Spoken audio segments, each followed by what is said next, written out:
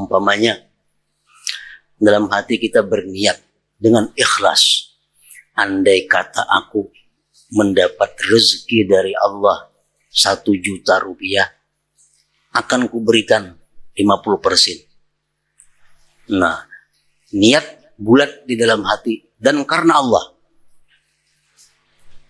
itu ditulis sebagai pahala. Tapi setelah kita dapat duit 1 juta rupiah, itu diperlukan sidik pembuktian. Apabila dapat duit 1 juta tapi kada dibuktikan niat yang telah lalu itu, maka niat yang telah lalu itu adalah seperti debu yang berterbangan.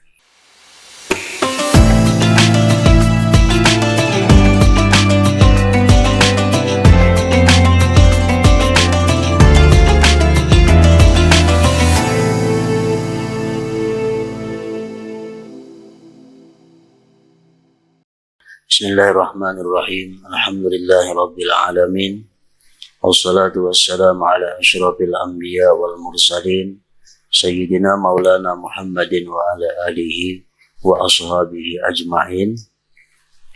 Qala al-musannif rahimahullah al-imam Abu Hamid Muhammad bin Muhammad al-Ghazali. Kitabun niyyati wal ikhlas. Bismillahirrahmanirrahim.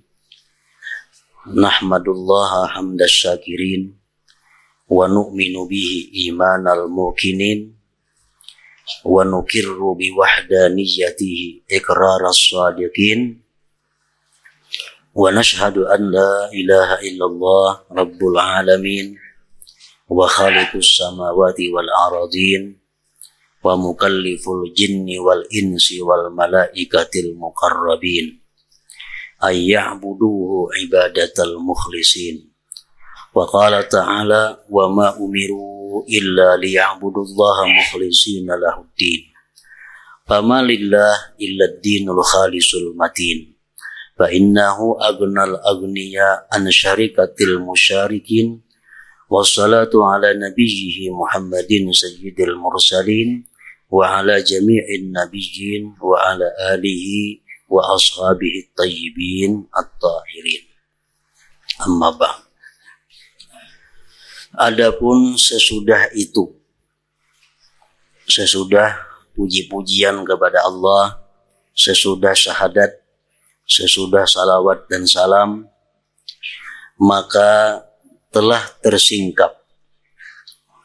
tersingkap bagi orang-orang yang mempunyai hati dengan penglihatan iman dan nur-nur Al-Quran, bahwa tidak bisa sampai kepada kebahagiaan kecuali dengan ilmu dan ibadah. Tidak akan bisa mendapatkan kebahagiaan yang sebenarnya, kebahagiaan yang hakiki, kecuali dengan bermodal ilmu dan ibadah. Manusia semuanya binasa, kecuali orang-orang yang berilmu. Dan orang-orang yang berilmu semuanya binasa, kecuali orang-orang yang beramal, kecuali orang-orang yang mengamalkan ilmunya.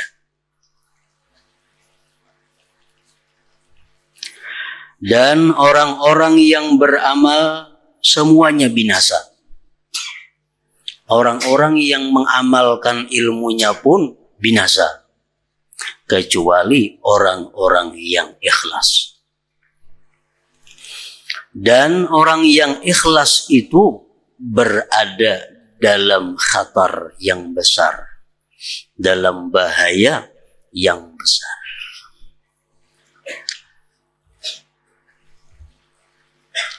Sebab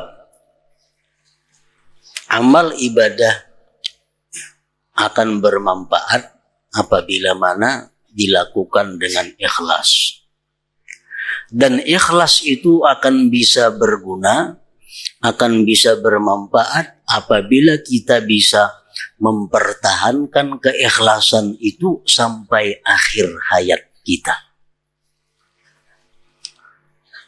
Kita hari ini bersedekah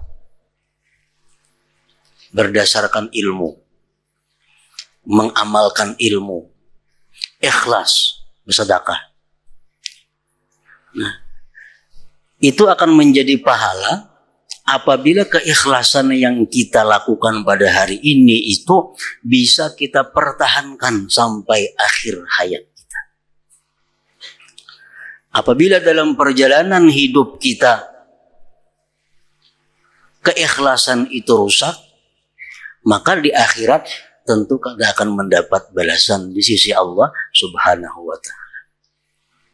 Makanya hadis-hadis Rasulullah mengatakan, man jaa bil hasanati, barang siapa yang datang nantinya menghadap Allah dengan membawa amal kebajikan. Nah, berarti apa? Berarti amal kebajikan yang dilakukan itu bisa dipertahankan sampai kita mati. Banyak orang yang beribadah, banyak orang yang beramal baik, namun binasa di tengah jalan. Nah, ada beberapa sebab yang sudah kita baca, kita ketahui dalam kitab-kitab yang dahulu, sebab-sebab yang menggugurkan amal. Antara lain seperti nadam, penyesalan. Penyesalan itu menggugurkan satu ibadah. Kemudian kita bersedekah 10 tahun yang lalu. Padahal ikhlas sedekah kita. Sekarang kita baru sadar, dahulu aku memberiakan itu bersedekah. Jakawah ini larang benar itu harganya. Nah, asal menyesal di hati ini menyedekahkan itu bahari. Nah, itu menggugurkan pahala 10 tahun yang lalu yang kita sedekahkan, walaupun itu ikhlas. Makanya tadi orang yang ikhlas itu pun berada di dalam khatar yang besar, dalam bahaya yang besar.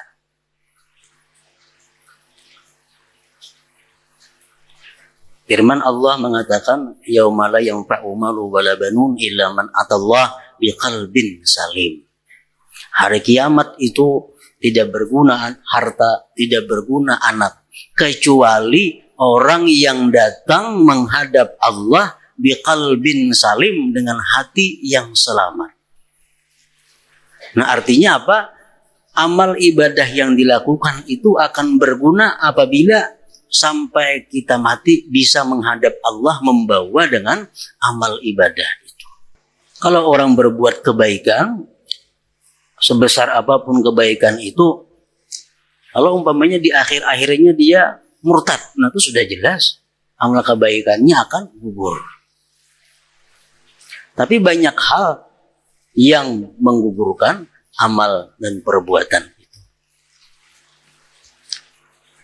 Seperti kita ikhlas membantu si fulan, kita ikhlas memberikan pertolongan kepada si fulan. 20 tahun berikutnya, lalu kita kita menyebut-nyebut, dahulu tahu lah ikan 20 tahun yang lalu tuh si fulan itu karena apa-napanya, aku nang membantuinya, aku nang mudaliinya, jangan tidak ada jadi apa-apa. Padahal 20 tahun lalu kita ikhlas membantu itu. Tapi karena sekarang ini kita menyebut-nyebut, itu akan menggugurkan pahala. Nah, jadi orang yang ikhlas itu pun berada dalam khatar bahaya yang besar. Amal perbuatan tanpa niat adalah suatu kepayahan. Amal perbuatan tanpa niat adalah suatu kepayahan. Kita bersedekah, tapi kada ada niatnya, sia-sia. Sembahyang 1000 rakaat cuma kada berniat, kada ada pahalanya. Amal perbuatan tanpa niat adalah suatu kepayahan. Dan niat tanpa ikhlas adalah riya. Dan riya itu sebanding dengan nifak. kemunafikan. Dan riya bersama maksiat adalah sama. Dan ikhlas tanpa sidik dan pembuktian adalah bagaikan debu yang berterbangan. Keikhlasan tapi tanpa kejujuran, tanpa pembuktian, itu adalah sia-sia. Umpamanya dalam hati kita berniat dengan ikhlas, andai kata aku mendapat rezeki dari Allah 1 juta rupiah, akan kuberikan 50%. Nah, niat bulat di dalam hati dan karena Allah, itu ditulis sebagai pahala. Tapi setelah kita dapat duit 1 juta rupiah, itu diperlukan sidik pembuktian. Apabila dapat duit 1 juta tapi kada dibuktikan niat yang telah lalu itu, menamakan niat yang telah lalu itu adalah seperti debu yang berterbangan. Kada ada manfaatnya. Dan ikhlas tanpa sidik dan pembuktian adalah bagaikan debu yang berterbangan. Allah Ta'ala berfirman tentang setiap amal perbuatan yang bercampur lagi disenangi dengan kehendak selain Allah. Wa qadimna ila ma 'amilu min 'amalin faja'alnahu haba'an mansura. Artinya, dan kami hadapi segala amal yang mereka kerjakan, lalu kami jadikan amal itu bagaikan debu yang berterbangan. Amal ibadah dijadikan Allah seperti debu yang berterbangan karena niatnya itu tidak murni karena Allah Subhanahu wa Ta'ala. Mudah-mudahan saya mengetahui, ujar Imam Ghazali, bagaimana orang yang tidak mengetahui hakikat niat itu membetulkan niatnya. Orang nang kada tahu niat itu sabujurannya macam apa, kada tahu kayak apa hendak membujurakan niatnya. Makanya belajar kitab ini hukumnya adalah fardu ain bagi setiap orang muslim dan muslimah. Belajar kitab yang kita baca ini hukumnya fardu ain bagi tiap-tiap muslim dan muslimah. Kayak apa hendak membujurakan niat kalau maksud niat itu kada tahu macam apa arti niat. Apa dimaksud dengan niat, apa dimaksud dengan cita-cita, apa dimaksud dengan kebulatan hati, itu berbeda-beda. Atau bagaimana mengikhlaskan orang yang telah membetulkan niat apabila ia tidak mengetahui hakikat ikhlas. Kayak apa hendak ikhlas beribadah, arti ikhlas itu aja macam kada tahu. Ikhlas fardu ain tiap-tiap muslim dan muslimah. Pengertian niat sudah tahu. Kayak apa niatnya supaya ikhlas, kalau arti ikhlas kada tahu. Dikira asa ikhlas sudah sembahyang, asa ikhlas sudah bersedekah, asa ikhlas sudah berbuat, padahal kada tahu mengapa sebujurnya ikhlas itu. Atau bagaimana orang yang ikhlas menuntut dirinya dengan sidik apabila ia tidak mengetahui arti sidik itu dengan sebenarnya. Maka tugas yang pertama bagi setiap hamba yang berkehendak taat kepada Allah adalah bahwa ia belajar niat. Kebanyakan kita mengartikan niat sembahyang umpamanya. Dikira niat sembahyang tuh yang waktu Allahu Akbar itu dalam hati saja aku sembahyang fardu zuhur 4 rakaat mengikuti. Dikira itu niat, padahal itu bukan niat. Makanya panjang Allah, berapa panjangnya. Kenapa? Baca dalam hati, sahajaku sembahyang fardu zuhur 4 rakaat, menghadap kiblat, mengikut imam, tunai karena Allah Ta'ala. Nah, dikira itu niat, padahal itu bukan niat. Bukan niat itu. Maka tugas yang pertama bagi setiap hamba yang berkehendak taat kepada Allah adalah bahwa ia belajar niat. Pertama-tama agar berhasil pengertian itu. Kemudian ia membetulkannya dengan perbuatan setelah memahami hakikat sidik dan ikhlas. Yang keduanya menjadi perantara hamba kepada keselamatan dan kemurnian. Dan kami menyebutkan makna-makna sidik dan ikhlas dalam 3 bab. Bab yang pertama tentang hakikat niat dan maknanya. Bab yang kedua tentang ikhlas dan hakikat-hakikatnya. Bab yang ketiga tentang sidik dan hakikatnya. Bab pertama tentang hakikat niat dan maknanya. Dan di dalam bab ini penjelasan keutamaan niat, penjelasan hakikat niat, penjelasan bahwa niat itu lebih baik daripada amal perbuatan. Niat bersedekah lebih baik daripada bersedekah itu sendiri. Penjelasan mengutamakan amal perbuatan yang berkaitan dengan nafsu dan penjelasan keluarnya niat daripada ikhtiar. Penjelasan tentang keutamaan niat, Allah Ta'ala berfirman, وَلَا تَطْرُدِ الَّذِينَ يَدْعُونَ رَبَّهُمْ بِالْغَدَاةِ وَالْعَشِيِّ يُرِيدُونَ وَجْهَهُ. Artinya janganlah kamu mengusir orang-orang yang menyeru Tuhannya di pagi hari dan sore hari, sedang mereka menghendaki keridhaannya. Yang dimaksud dengan kehendak itu adalah niat. Waktu di Mekah Rasulullah Sallallahu Alaihi Wasallam beliau duduk di satu tempat dikelilingi oleh sahabat-sahabat beliau, yang mana sahabat-sahabat beliau pada awal-awal Islam itu adalah kebanyakan para fakir miskin dan hamba sahaya. Duduk di dekat Rasulullah waktu itu ada Ibnu Mas'ud, orang miskin, ada Bilal, seorang budak, dan lain-lainnya.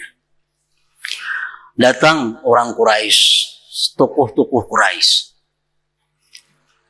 Begitu datang kepada Rasulullah, melihat di sekeliling Nabi ada orang-orang rendah, ada orang-orang hina, mereka mundur. Nah, lalu mereka berpesan kepada Nabi, wahai, katakan kepada Nabi Muhammad, kami mau mendekati Muhammad asalkan dia mengusir orang-orang rendahan itu. Kami kada akan bergabung dengan bubuhan itu. Nah, Nabi kita sudah merencanakan itu demi untuk berislamnya tokoh-tokoh Quraisy ini. Nah, Nabi mau mengalahkan orang-orang fakir miskin ini, suruh ke pinggir, tokoh Quraisy ini di hadapan Nabi dengan harapan beliau supaya mau masuk Islam. Tapi Allah kada mau. Tuhan wala tatrudil ladzina yad'una rabbahum. Dan janganlah kamu mengusir orang-orang yang beribadah kepada Tuhan pagi dan petang semata-mata menghendaki Allah Subhanahu wa ta'ala.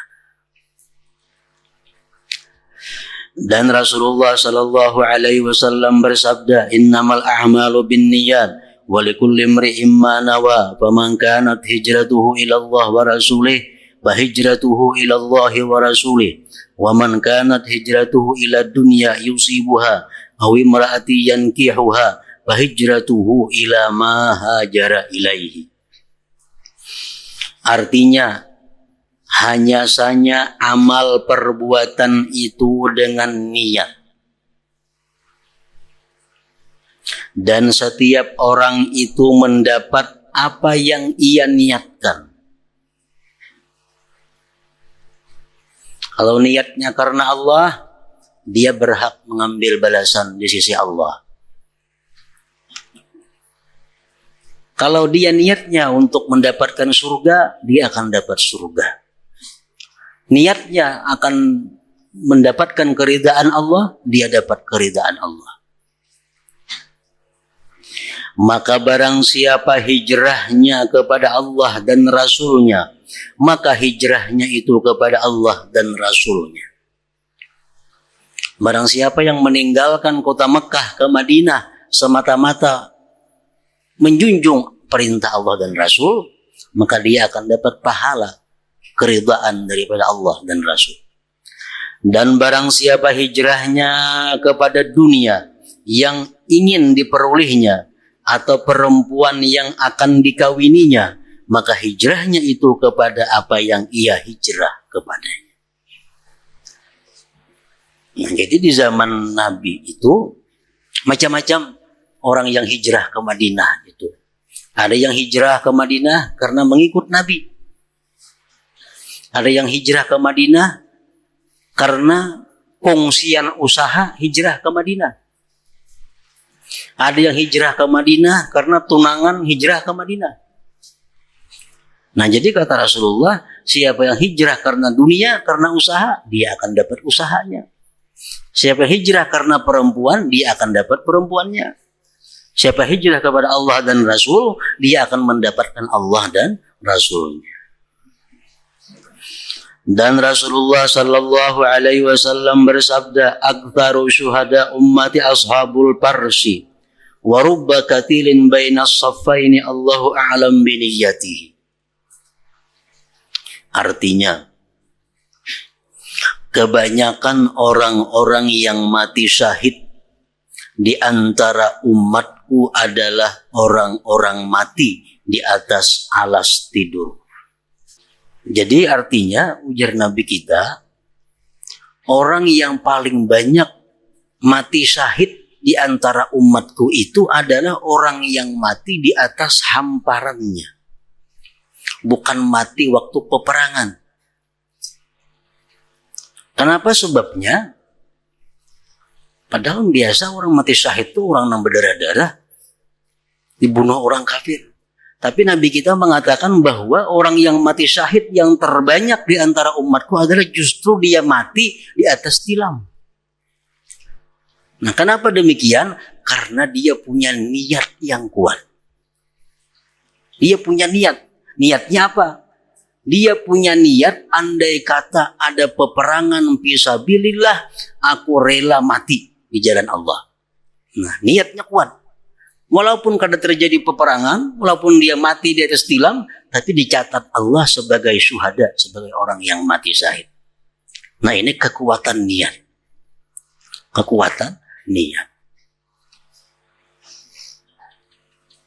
Dan banyak orang yang terbunuh di antara dua barisan perang itu, Allah Maha mengetahui dengan niatnya. Banyak orang yang mati fisabilillah secara zahir ikut berperang, tapi Allah tahu hatinya. Ada yang perang sabilillah ikut karena mengunting hartanya.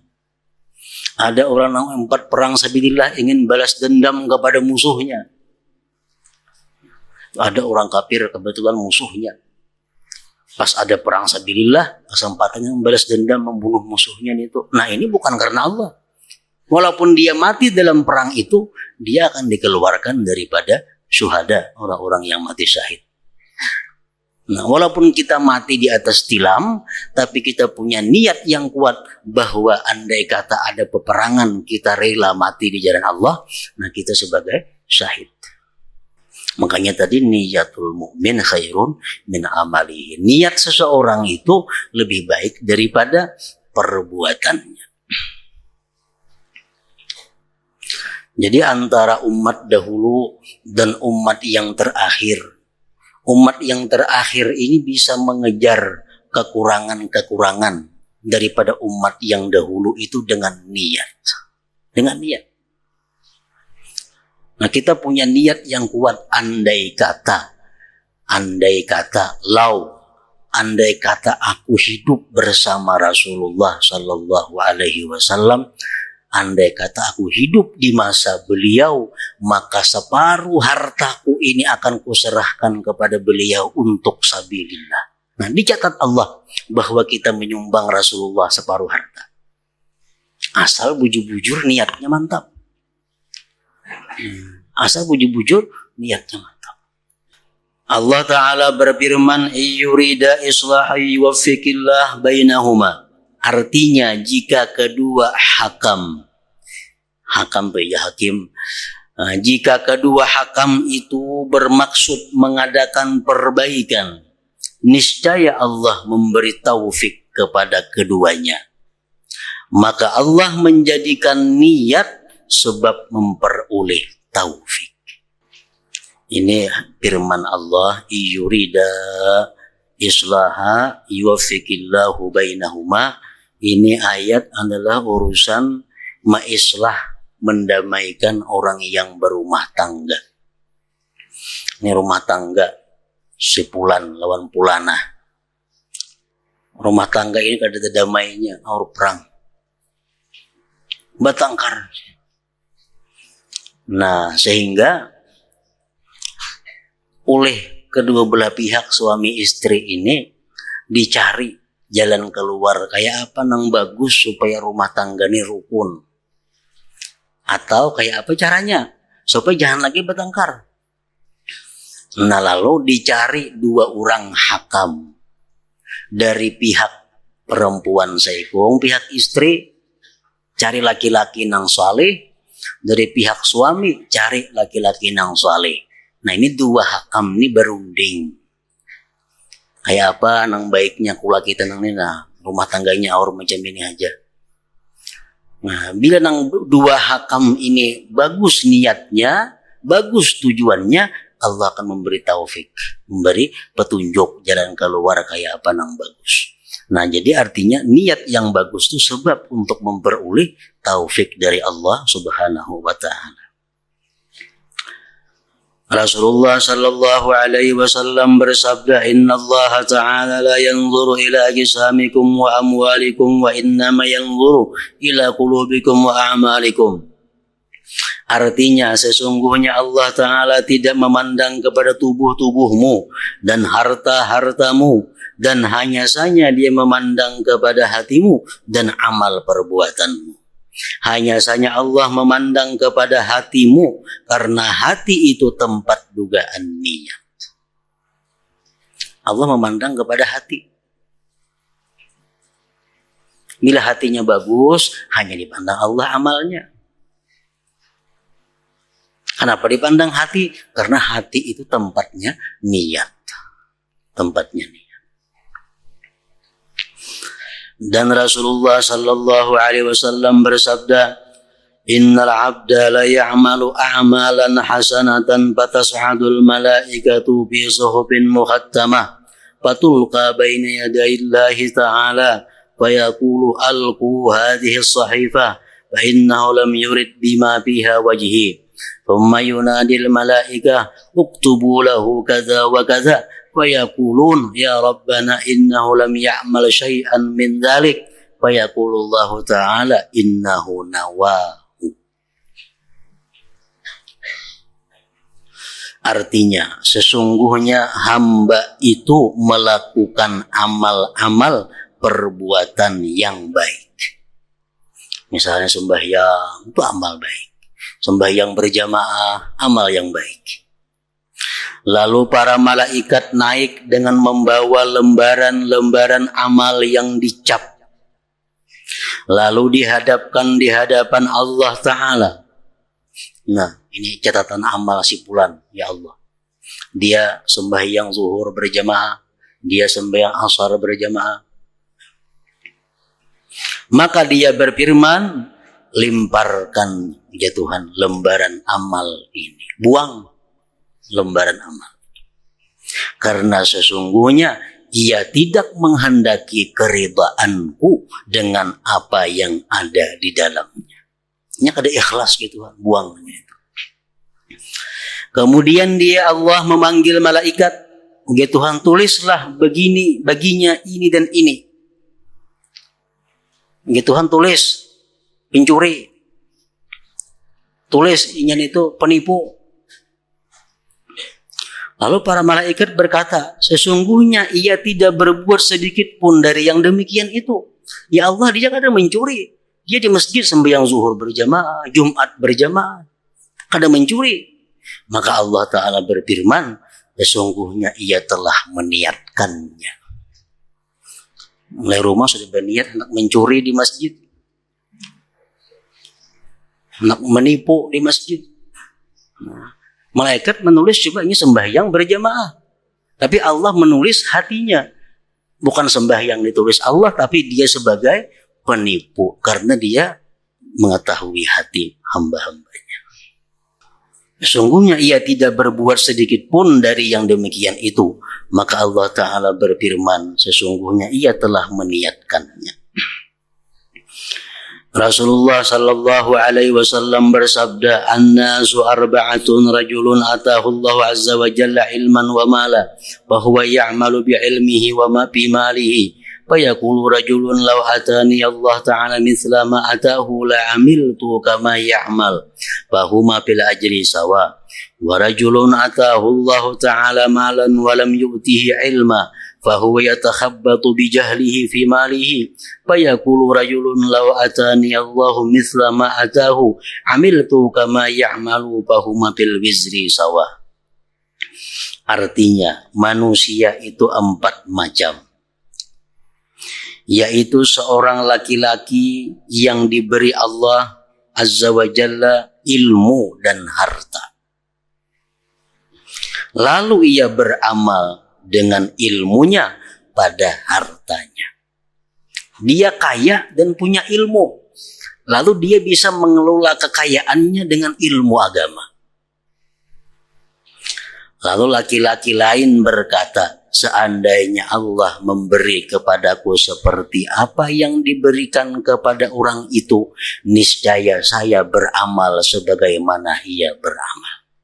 Maka keduanya dalam pahala adalah sama.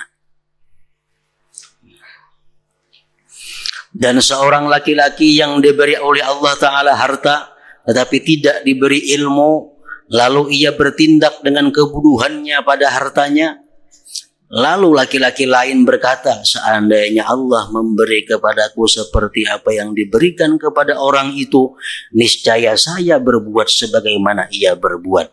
Maka keduanya dalam dosa adalah sama. Apakah kamu tidak melihat bagaimana laki-laki itu bersekutu dengan orang itu dengan sebab niat? Dengan sebab niat. Sama dapat pahala. Dengan sebab niat sama mendapat dosa. Orang ke masjid sembahyang berjamaah. Nang saya kong berjamaah ke masjid lillahi ta'ala biasa. Bayar untung habis. Nang saya kong berjamaah di masjid tapi dengan niatnya ada di dalam hati. Andai kata nang jadi imam ini na Rasulullah, maka alangkah bahagianya aku mengikut dengan Rasulullah. Nah, dapat pahala mengikut dengan Rasulullah Sallallahu Alaihi Wasallam karena niatnya. Nah, saya pun udah terpikirkan itu. Dapat pahala 27 berjamaah. Karena saya pun berpikir, majakannya Rasulullah nih hidup jadi imam sembahyang berjamaah, aku ikut jadi belakang sidin. Alangkah nikmatnya, alangkah senangnya sembahyang di belakang Rasulullah. Luar biasa pahalanya orang sembahyang di belakang Rasulullah Sallallahu Alaihi Wasallam. Nah, karena perbedaan niat, pahala pun yang didapat akan berbeda. Begitu pula hadis Anas bin Malik bahwa ketika Rasulullah Sallallahu Alaihi Wasallam berangkat pada perang Tabuk, maka beliau bersabda, Inna bil madinati aqwaman ma qata'na wadiyan wala wati'na mauti'an yaghizul kuffara wala anfaqna nafaqatan wala asabatna mahmasa illa syarikuna fi dzalik wa hum bil Madinah. Qalu wa kaifa dzalik ya Rasulullah wa laisu ma'ana qala habasahumul uzru fa syariku bi husnin niyyat. Artinya, ujar Nabi kita, sesungguhnya di Madinah ada beberapa kaum. Ini Nabi bersabda waktu beliau dalam peperangan Tabuk, tempat yang jauh dari Madinah. Ujar Nabi, di Madinah itu ada beberapa kaum di mana kita tidak menyeberangi suatu lembah dan kita tidak berjalan dengan suatu perjalanan yang dapat memarahkan orang-orang kafir, dan kita tidak mengeluarkan perbelanjaan, dan kita tidak tertimpa kelaparan, melainkan mereka bersekutu dengan kita pada yang demikian itu. Nabi di Madinah ada orang-orang saudara-saudara kita yang dapat pahala seperti kita, padahal mereka kada umpat menyeberang lembah, kada umpat berjalan, kada umpat susah payah, tapi pahala mereka tinggal di Madinah sama dengan pahala kita perang Tabuk ini. Mereka sahabat bertanya, bagaimana demikian wahai Rasulullah? Bagaimana bisa wahai Rasulullah? Kita lapah berperang di Madinah dapat pahala lah, sedang mereka tidak bersama kita. Rasulullah SAW bersabda, mereka ditahan oleh uzur. Mereka uzur. Nah, andai kata ada uzur, mereka pasti umpat. Andai kata mereka ada sesuatu masalah, mereka pasti ikut berperang bersama kita. Tapi karena mereka sakit, ada mereka mengurus orang nang garing, ada yang mengurus itu, sehingga kadang-kala umpat kita, tapi niatnya tetap umpat kita. Nah, maka mereka bersekutu dengan sebab niat yang baik. Dengan sebab niat yang baik. Dalam hadis Ibnu Mas'ud disebutkan, man hajara yabtaghi syai'an bahuwa lahu. Artinya barang siapa berhijrah untuk mencari sesuatu, maka ia bagi sesuatu itu. Lalu seseorang laki-laki berhijrah, kemudian ia mengawini seorang perempuan dari kami, maka ia disebut muhajir Ummi Qais. Laki-laki ini hijrah ke Madinah karena tunangannya Ummi Qais hijrah ke Madinah.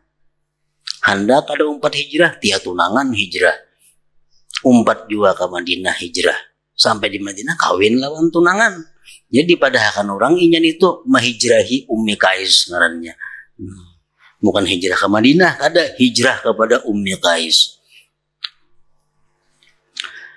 Begitu pula dalam hadis bahwa seorang laki-laki terbunuh fisabilillah dan ia dipanggil qatilul himar, orang yang terbunuh karena keledai. Karena ia memerangi laki-laki lain untuk mengambil harta salapnya dan keledainya. Orang yang dibunuh di jalan keledai ngarannya. Lalu ia terbunuh atas demikian, maka ia disandarkan kepada niat. Dalam hadis Ubadah dari Rasulullah sallallahu alaihi wasallam bersabda, man ghaza wa huwa la yanwi illa iqala falahu manawa. Artinya barang siapa berperang sedang ia tidak berniat kecuali tali pengikat, maka ia memperoleh apa yang diniatkan. Nah, dalam perang itu ada harta yang disebut ghanimah, ada harta yang disebut ngarannya salab. Salab itu adalah harta yang ada di tubuh orang kafir. Misal orang kafir memakai gelang jam, orang kafir beutas, orang kafir beikat pinggang, orang kafirnya bakuda, orang kafirnya bepedang. Berhadapan lawan kita. Kita bunuh orang kafir itu. Nah, seluruh harta yang ada pada diri orang kafir itu ampun kita. Itu ngarannya salab. Nah, jadi sebagian orang Islam ada yang maunting namanya orang kafir yang tasugih itu ditanginya. Nah, karena utas kiri kanan, gelang jam macam-macam di tangan banyak. Nah, jadi itu ngarannya orang yang berperang karena itu. Nah, kalau dalam peperangan itu kita dapat kebun, dapat gedung, dapat macam-macam, nah itu ngarannya harta ghanimah, harta pempasan perang. Kalau dalam tubuh orang kafir itu ngarannya harta salab. Ubay berkata, saya meminta tolong kepada seorang laki-laki yang berperang bersamaku. Lalu ia berkata, tidak, sehingga kamu memberi upah kepadaku. Maka saya berikan upah kepadanya. Lalu saya sebutkan demikian itu kepada Rasulullah sallallahu alaihi wasallam, maka beliau bersabda, laisa lahu min dunyahu wa akhiratihi illa ma ja'alta lahu. Artinya tidak ada baginya dari dunianya dan akhiratnya selain apa yang kamu jadikan upah baginya. Upah itu bang. Diriwayatkan dalam cerita-cerita Bani Israel bahwa seorang laki-laki berjalan di bukit pasir dalam keadaan lapar. Lalu ia berkata dalam dirinya, jikalau pasir ini makanan, niscaya saya bagikannya di antara manusia. Maka Allah mewahyukan kepada Nabi mereka, katakanlah kepada laki-laki itu bahwa Allah Ta'ala telah menerima sedekahmu. Dia mensyukuri, Allah mensyukuri niat baikmu dan dia memberimu pahala apa yang jikalau ia adalah makanan lalu kamu menyedekahkannya. Nah, ini niat.